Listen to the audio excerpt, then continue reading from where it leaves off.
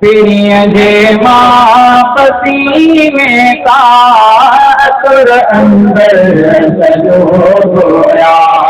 पिरिय जे मां पसीने का असुर अंदर सजो गोया।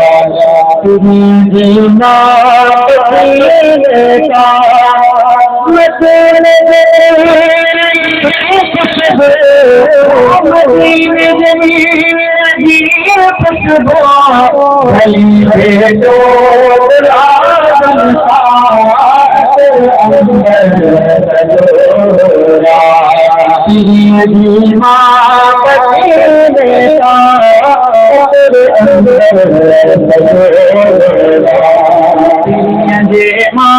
पसीने का असुर अंदर सजो गोया।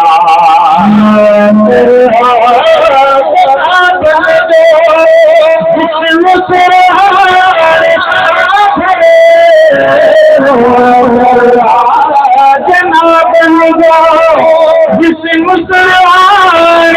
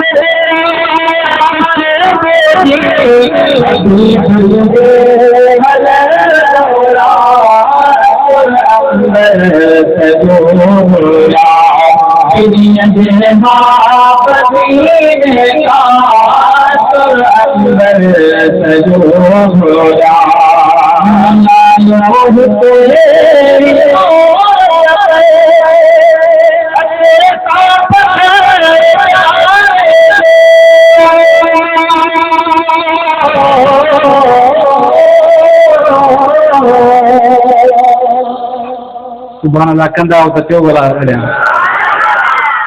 मुस्तफ़ा साईं जे वक़्त में हिकिड़ी औरत उन जे पुट जी शादी हुई। अल्लाहु अकबर। मुस्तफ़ा खे अर्ज़ कई सीता पंहिंजो पघर त मूंखे ॾियो। मुंहिंजा मोहतरम दोस्तो, तुंहिंजे मुंहिंजे पघर में अल्लाह बदबू रखी आहे, पर मुस्तफ़ा जे पघर में अल्लाह ख़ुशबू रखी। औरत ही फरमाए त मां मुस्तफ़ा जो पघर पंहिंजे ॿचिड़े खे लाथो। पोइ मुख़्तलिफ़ क़िस्मनि जा माण्हू, को मुश्क हणी आयो, को अंबर हणी आयो, सभिनि जी ख़ुशबू हेठि, पर मुस्तफ़ा जे पघर जी ख़ुशबू मथे ई। तवजो कजा। ओ मिलायो हिते औरत पे अके साथ घर जाए जो।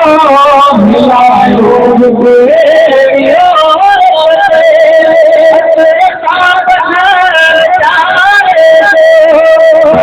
खुशबू कंदे गवा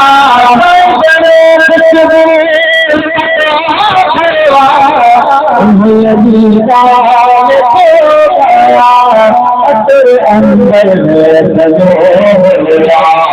पिरिय जे मां पसीने का अंदर सजो गोया।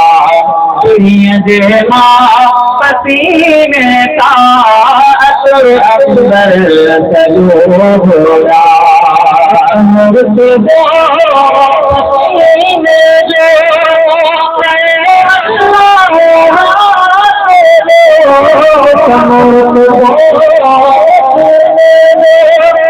मर्द हो पसीने जो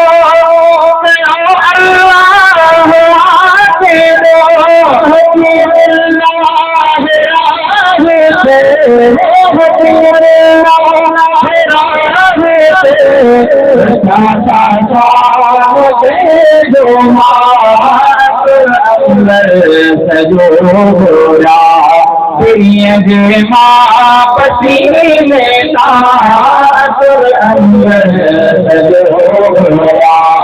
दुनिया जे मां पसीने तार मसीने जनी खुशबू